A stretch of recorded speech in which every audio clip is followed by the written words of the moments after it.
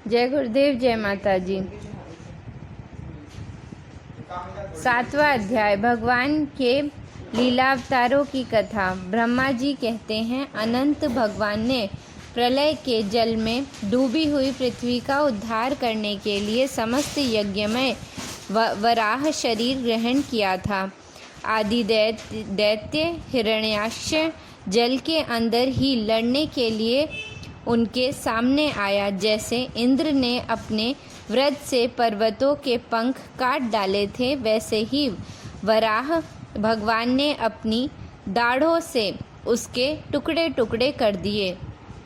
फिर उन्हीं प्रभु ने रुचि नामक प्रजापति की पत्नी अनुति के गर्भ से सुयज्ञ के रूप में अवतार ग्रहण किया। उस अवतार में उन्होंने दक्षिणा नाम की पत्नी से सुयम नाम के देवताओं को उत्पन्न किया और तीनों लोक के बड़े बड़े संकट हर लिए। इसी से स्वाय अम्भुव मनु ने उन्हें हरि के नाम से पुकारा। नारद करदम प्रजापति के घर देवहूति के गर्भ से 9 बहिनों के साथ भगवान ने कपिल के रूप में अवतार ग्रहण किया। उन्होंने अपनी माता को उस आत्मज्ञान का उपदेश किया जिससे वे इसी जन्म में अपने हृदय के संपूर्ण मल, तीनों गुणों की आसक्ति का सारा कीचड़ धोकर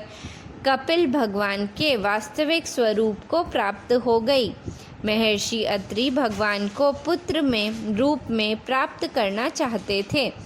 उन पर प्रसन्न होकर भगवान ने उनसे एक दिन कहा कि मैंने अपने आप को तुम्हें दे दिया। इसी से अवतार लेने पर भगवान का नाम दत्तात्रेय पड़ा। उनके चरण कमलों के पराग से अपने शरीर को पवित्र करके राजा यदु और सहस्त्रार्जुन आदि ने योग की भोग और मोक्ष दोनों ही सिद्धियां प्राप्त की। नारद, सृष्टि के प्रारंभ में मैंने विविध लोकों को रचने की इच्छा से तपस्या की। मेरे उस अखंड तप से प्रसन्न होकर उन्होंने तप अर्थ वाले सन नाम से युक्त होकर सनंदन, सनातन और सनत कुमार के रूप में अवतार ग्रहण किया। इस अवतार में उन्होंने प्रलय के कारण पहले कल्प के भूले हुए आत्मज्ञान का ऋषियों के प्रति यथावत उपदेश किया, जिससे उन लोगों ने तत्काल परम तत्व का अपने हृदय में साक्षात्कार कर लिया। धर्म की पत्नी दक्ष कन्या मूर्ति के गर्भ से वे नर नारायण के रूप में प्रकट हुए। उनकी तपस्या का प्रभाव उन्हीं के जैसे हैं। इंद्र की भेजी हुई काम की सेना अप्सराएं उनके सामने जाते ही अपना स्वभाव खो बैठी। वे अपने हाव भाव से उन आत्मस्वरूप भगवान की तपस्या में विघ्न नहीं डाल सकी। नारद, शंकर आदि महानुभाव अपनी रोष भरी दृष्टि से कामदेव को जला देते हैं, परंतु अपने आप को जलाने वाले असहार क्रोध को वे नहीं जला पाते। नहीं, वही क्रोध नर नारायण के निर्मल हृदय में प्रवेश करने के पहले ही डर के मारे कांप जाता है। फिर भला उसके हृदय में काम का प्रवेश तो हो ही कैसे सकता है। अपने पिता राजा उत्तान पाद के पास बैठे हुए 5 वर्ष के बालक ध्रुव को उनकी सौतेली माता सुनुचि ने अपने वचन बाणों से वेध दिया था। इतनी छोटी अवस्था होने पर भी वे उस ग्लानि से तपस्या करने के लिए वन में चले गए। उनकी प्रार्थना से प्रसन्न होकर भगवान प्रकट हुए और उन्होंने ध्रुव को ध्रुव पद का वरदान दिया। आज भी ध्रुव के ऊपर नीचे प्रदर्शना करते हुए दिव्य महर्षि गण उनकी स्तुति करते रहते हैं। कुमारगामी, वेनका, ऐश्वर्या और पौरुष ब्राह्मणों के हुंकार रूपी व्रत से जलकर भस्म हो गया। वह नरक में गिरने लगा। ऋषियों की प्रार्थना पर भगवान ने उसके शरीर मंथन से पृथु के रूप में अवतार धारण कर उसे नरकों से उभारा और इस प्रकार पुत्र शब्द को चरितार्थ किया। उसी अवतार में पृथ्वी को गाय बनाकर उन्होंने उससे जगत के लिए समस्त औषधियों का दोहन किया। राजा नाभि की पत्नी सुदेवी के गर्भ से भगवान ने ऋषभ देव के रूप में जन्म लिया। इस अवतार में समस्त आसक्तियों से रहित रहकर अपने इंद्रियों और मन को अत्यंत शांत करके एवं अपने स्वरूप में स्थित होकर समदर्शी के रूप में उन्होंने जड़ों की भांति योगचर्या का आचरण किया। इस स्थिति को महर्षि योग परमहंस पद अथवा अवधूतचर्या कहते हैं। इसके बाद स्वयं उन्हीं यज्ञ पुरुष ने मेरे यज्ञ में स्वर्ण के समान कांति वाले हयग्रीव के रूप में अवतार ग्रहण किया। भगवान का वह विग्रह वेदमय, यज्ञमय और सर्वदेवमय है। उन्हीं की नासिका से श्वास रूप में वेदवाणी प्रकट हुई।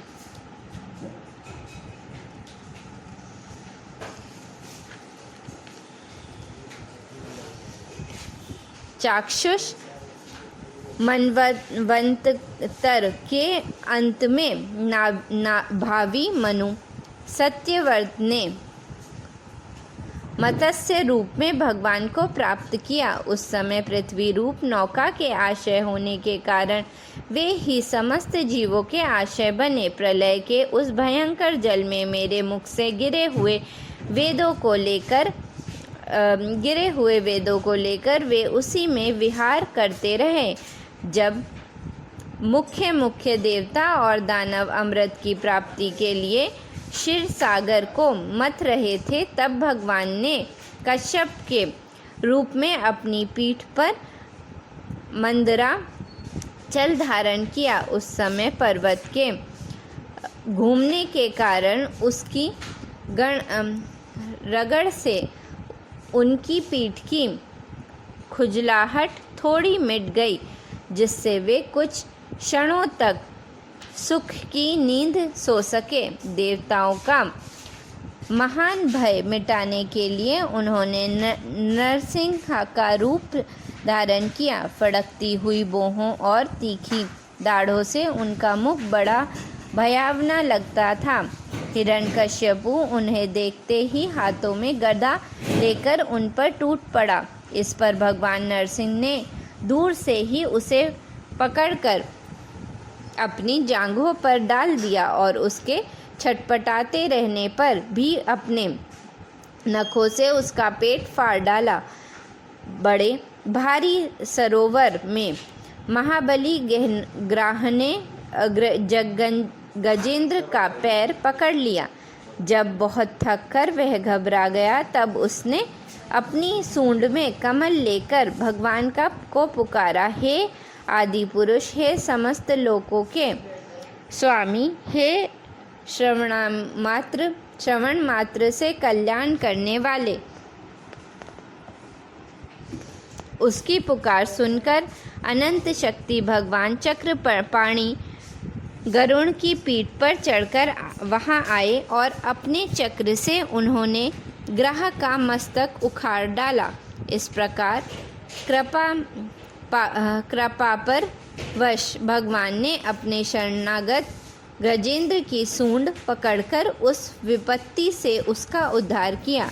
भगवान वामन अदिति के पुत्र में सबसे छोटे थे, परंतु गुणों की दृष्टि से वे सबसे बड़े थे, क्योंकि यज्ञ पुरुष भगवान ने इस अवतार में बलि के संकल्प छोड़ते ही संपूर्ण लोकों को अपने चरणों से ही नाप लिया था। वामन बनकर उन्होंने 3 पग पृथ्वी के बहाने बलि से सारी पृथ्वी ले तो ली, परंतु इससे यह बात सिद्ध कर दी कि सन्मार्ग पर चलने वाले पुरुष को याचना के सिवा और किसी उपाय से समर्थ पुरुष भी अपने स्थान से नहीं हटा सकते, ऐश्वर्य से च्युत नहीं कर सकते। दैत्यराज बलि ने अपने सिर पर स्वयं वामन भगवान का चरणामृत धारण किया था। ऐसी स्थिति में उन्हें जो देवताओं के राजा इंद्र की पदवी मिली, इसमें कोई बलि का पुरुषार्थ नहीं था। अपने गुरु शुक्राचार्य के मना करने पर भी वे अपनी प्रतिज्ञा के विपरीत कुछ भी करने को तैयार नहीं हुए, और तो क्या भगवान को तीसरा पग पूरा करने के लिए उनके चरणों में सिर रखकर उन्होंने अपने आप को भी समर्पित कर दिया। नारद, तुम्हारे अत्यंत प्रेम भाव से परम प्रसन्न होकर हंस के रूप में भगवान ने तुम्हें योग, ज्ञान और आत्म तत्व को प्रकाशित करने वाले भगवत धर्म का उपदेश किया। वह केवल भगवान के शरणागत भक्तों को ही सुगमता से प्राप्त होता है। वे ही भगवान स्वयंभुव आदि मनवंत रोमे मनु के रूप में अवतार लेकर मनुवंश की रक्षा करते हुए 10 दिशाओं में अपने सुदर्शन चक्र के समान तेज से बेरोक टोक निष्कंटक राज्य करते हैं। तीनों लोकों के ऊपर सत्य लोक तक उनके चरित्र की कमनी कीर्ति फैल जाती है, और उसी रूप में समय समय पर पृथ्वी के भारभूत दुष्ट राजाओं का दमन भी करते रहते हैं। स्वनाम धन्य भगवान धन्वंतरी अपने नाम से ही बड़े बड़े रोगियों के रोग तत्काल नष्ट कर देते हैं। उन्होंने अमृत पिलाकर देवताओं को अमर कर दिया और दैत्यों के द्वारा हरण किए हुए उनके यज्ञ भाग उन्हें फिर से दिला दिए। उन्होंने ही अवतार लेकर संसार में आयुर्वेद का प्रवर्तन किया।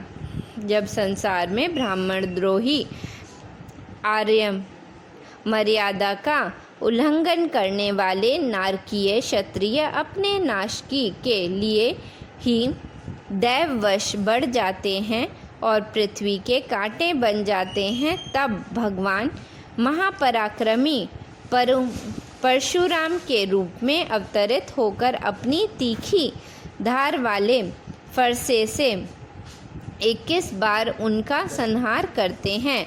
मायापति भगवान हम पर अनुग्रह करने के लिए अपनी कलाओं भरत, शत्रुघ्न और लक्ष्मण के साथ श्री राम के रूप में इक्ष्वाकु के वंश में अवतरित होते हैं। इस अवतार में अपने पिता की आज्ञा का पालन करने के लिए अपनी पत्नी और भाई के साथ वे वन में निवास करते हैं। उसी समय उनसे विरोध करके रावण उनके हाथों मरता है। त्रिपुत्र वामन को जलाने के लिए अघत शंकर के समान जिस समय भगवान राम शत्रु की नगरी लड़कों भस्म करने के लिए समुद्र तट पर पहुंचते हैं, उस समय सीता के वियोग के कारण बढ़ी हुई क्रोधाग्नि से उनकी आँखें इतनी लाल हो जाती हैं कि उनकी दृष्टि ही समुद्र के मगरमच्छ, सांप और ग्रह आदि जीव जलाने लगते हैं और भय से थर थर कांपता हुआ समुद्र झटपट उन्हें मार्ग दे देता है। जब रावण की कठोर छाती से टकराकर इंद्र के वाहन ऐरावत के दांत चूर चूर होकर चारों ओर फैल गए थे, जिससे दिशाएं सफ़ेद हो गई थीं, तब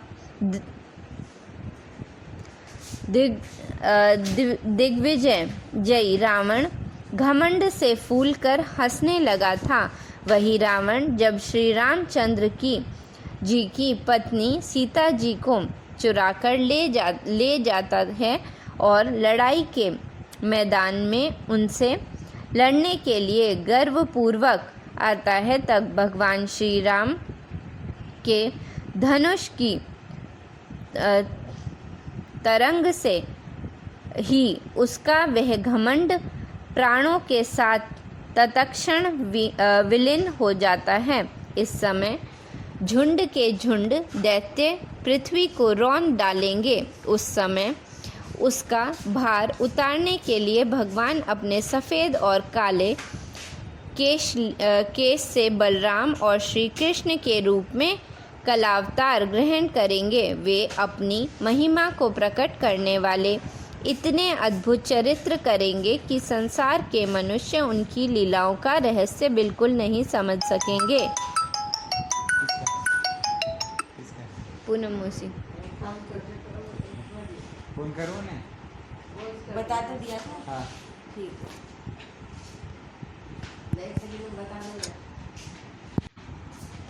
जिस समय झुंड के झुंड दैत्य पृथ्वी को रौंद डालेंगे, उस समय उसका भार उतारने के लिए भगवान अपने सफ़ेद और काले केश से बलराम और श्री कृष्ण के रूप में कलावतार ग्रहण करेंगे। वे अपनी महिमा को प्रकट करने वाले इतने अद्भुत चरित्र करेंगे कि संसार के मनुष्य उनकी लीलाओं का रहस्य बिल्कुल नहीं समझ सकेंगे।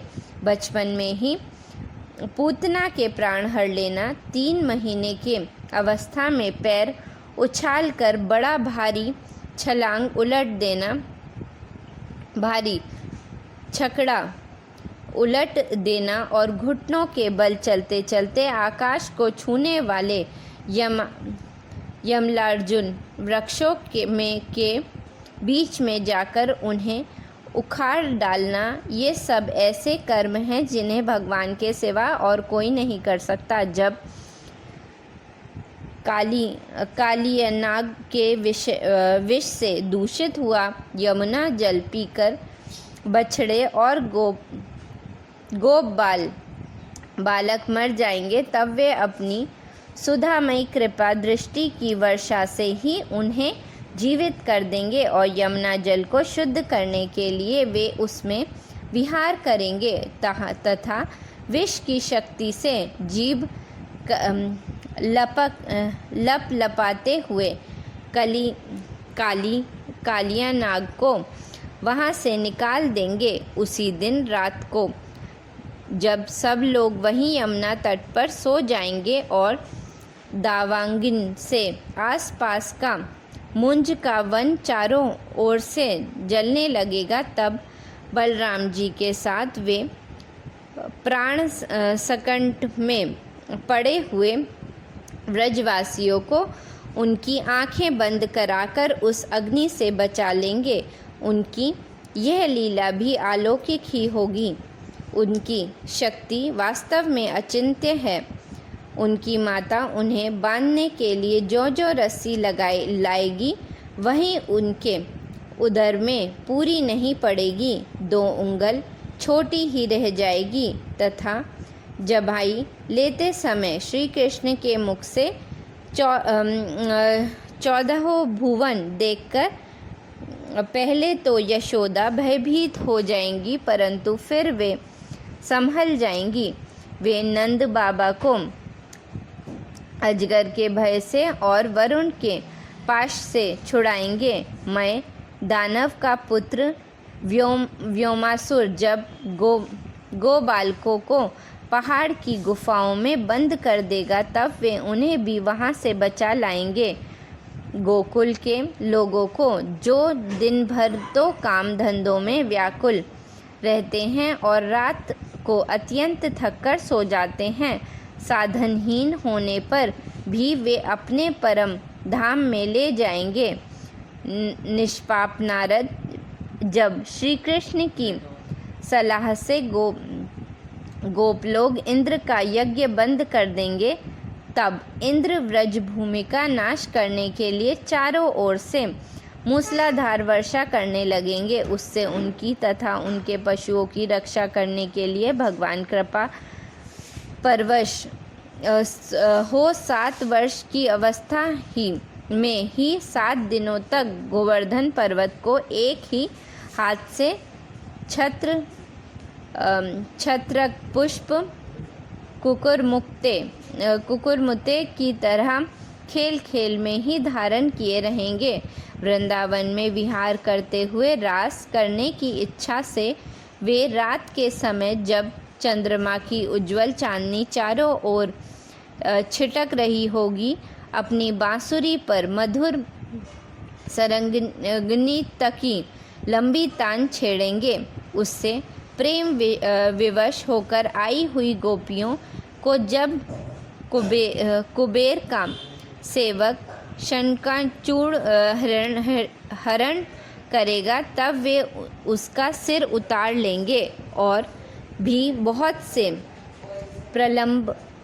प्रलंबासुर, धेनुकासुर, बकासुर, केशी, अरिष्टासुर आदि दैत्य, चाणूर आदि पहलवान, कुंबल पीड़, हाथी, कंस, कालयवन, भौमासुर, मिथ्या वासुदेव, शाल्व, द्विविद, वानर, बलवन, दंतवक्त राजा, नगन्यजीत के 7 बैल, शंबरासुर, विदुरथ और रुक्मी आदि तथा काम्भोज, मत्स्य, कुरु, कैक्य और शजन आदि देशों के राजा लोग और एवं जो भी योद्धा धनुष धारण करके युद्ध के मैदान में सामने आएंगे, वे सब बलराम, भीमसेन और अर्जुन आदि नामों की आड़ में स्वयं भगवान के द्वारा मारे जाकर उन्हीं के धाम में चले जाएंगे। समय के फेर से लोगों की समझ कम हो जाती है, आयु भी कम होने लगती है। उस समय जब भगवान देखते हैं कि अब ये लोग मेरे तत्व को बतलाने वाली वेदवाणी को समझने में असमर्थ होते जा रहे हैं, तब प्रत्येक कल्प में सत्यवती के गर्भ से व्यास के रूप में प्रकट होकर वे वेद रूपी वृक्ष का विभिन्न शाखाओं के रूप में विभाजन कर देते हैं।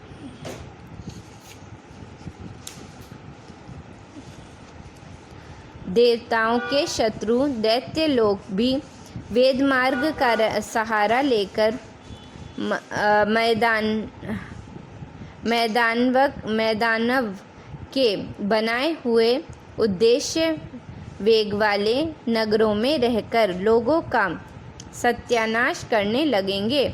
तब भगवान लोगों की बुद्धि में मोह और अत्यंत लोभ उत्पन्न करने वाला वेश धारण करके बुद्ध के रूप में बहुत से उपधर्मों का उपदेश करेंगे। कलयुग के अंत में जब पुरुषों के घर भी भगवान की कथा होने में बाधा पड़ने लगेगी, ब्राह्मण, क्षत्रिय और वैश्य, पखंडी और शूद्र राजा हो जाएंगे। यहाँ तक कि कभी भी स्वाधा और वष्टकार की ध्वनि देवता पितरों के यज्ञ श्रद्धा की बात तक नहीं सुनाई पड़ेगी। तब कलयुग शासन करने के लिए भगवान कल की अवतार ग्रहण करेंगे।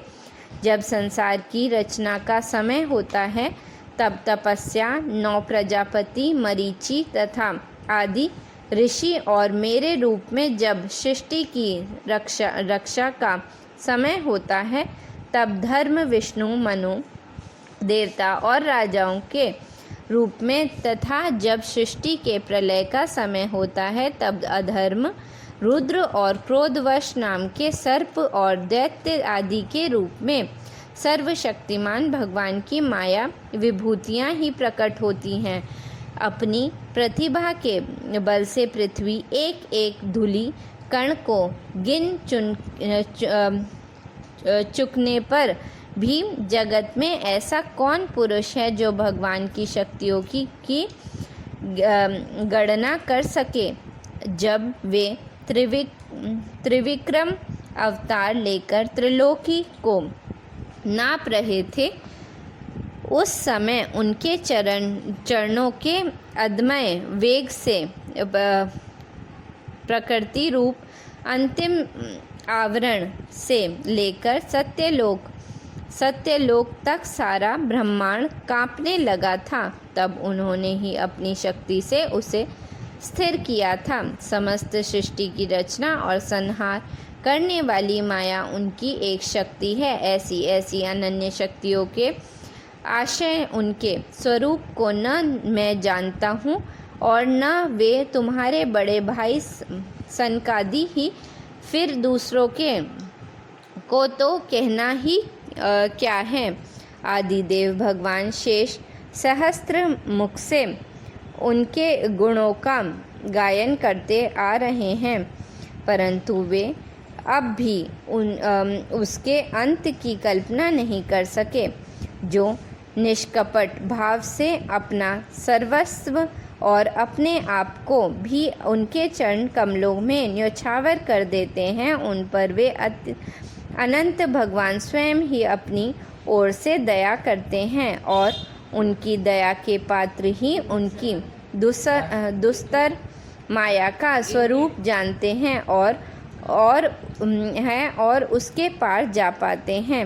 वास्तव में ऐसे पुरुष ही कुत्ते और सियारों के कलेवा रूप अपने और पुत्रादि के शरीर में यह मैं हूँ और यह मेरा है ऐसा भाव नहीं करते।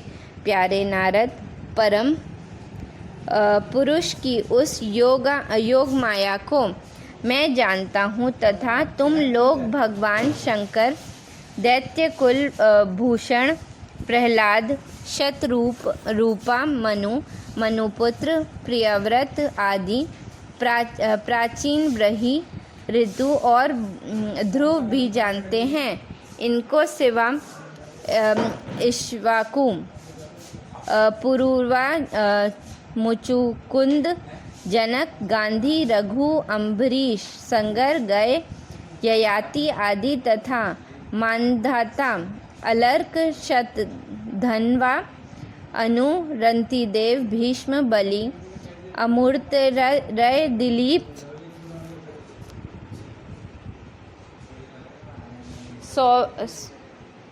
सौभरी, उत्तंड, शिवी, देवल, पिष्पलाद, सारस्वत, उदर्व, पराशर, भूरिशेण एवं विभीषण, हनुमान, शुकदेव, अर्जुन, अष्टिशेड, विदुर और रुद्रदेव आदि महात्मा भी जानते हैं, जिन्हें भगवान के प्रति भक्तों का सा स्वभाव बनाने की शिक्षा मिली है। वे स्त्री, शूद्र, हूण, भील और पाप के कारण पशु पक्षी आदि योनि में रहने वाले भी भगवान की माया का रहस्य जान जाते हैं और इस संसार सागर से सदा के लिए पार हो जाते हैं।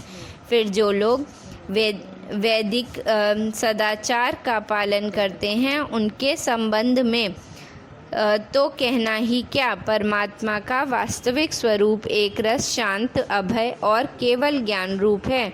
न उसमें माया का मल है और न तो उसके द्वारा रची हुई विषमताएं भी। वह सत और असत दोनों से परे है। किसी भी वैदिक और लौकिक शब्द की वहाँ तक पहुँच नहीं है। अनेक प्रकार के साधनों से संपन्न होने वाले कर्मों का फल भी वहाँ तक नहीं पहुँच सकता, और तो क्या स्वयं माया भी उनके सामने नहीं जा पाती, लज्जा कर भाग खड़ी होती है। परम पुरुष भगवान का वही परम पद है। महात्मा लोग उसी का शोक रहित अनंत आनंद स्वरूप ब्रह्म के रूप में साक्षात्कार करते हैं। संयमशील पुरुष उसी में अपने मन को समाहित करके स्थित हो जाता है, जिसे इंद्र स्वयं मेघ रूप में विद्यमान होने के कारण जल के लिए कुआं खोदने की कुदाल नहीं रखते, वैसे ही वे भेद दूर करने वाले ज्ञान साधनों को भी छोड़ देते हैं। समस्त कर्मों के फल भी भगवान ही देते हैं, क्योंकि मनुष्य अपने स्वभाव के अनुसार जो शुभ कर्म करता है वह सब उन्हीं की प्रेरणा से होता है। इस शरीर में रहने वाले पंचभूतों के अलग अलग हो जाने पर जब यह शरीर नष्ट हो जाता है, तब भी इसमें रहने वाला अजन्मा पुरुष आकाश के समान नष्ट नहीं होता। बेटा नारद, संकल्प से विश्व की रचना करने वाले पंडेश्वर संपन्न श्री हरि का मैंने तुम्हारे सामने संक्षेप में वर्णन किया। जो कुछ कारण अथवा भाव अभाव है वह सब भगवान से भिन्न नहीं है। फिर भी भगवान तो इससे पृथक भी हैं ही। भगवान ने मुझे जो उपदेश किया था वह यही भागवत है। इसमें भगवान की विभूतियों का संक्षिप्त वर्णन है। तुम इसका विस्तार करो। जिस प्रकार सबके आशय और स्वरूप भगवान श्री हरि में लोगों की प्रेममयी भक्ति हो, ऐसी निश्चय करके इसका वर्णन करो। जो पुरुष भगवान की अचिंत्य शक्ति माया का वर्णन या दूसरे के द्वारा किए हुए वर्णन का अनुमोदन करते हैं तथा श्रद्धा के साथ नित्य श्रवण करते हैं, उनका चित्त माया से कभी मोहित नहीं होता। जय गुरुदेव, जय माता जी।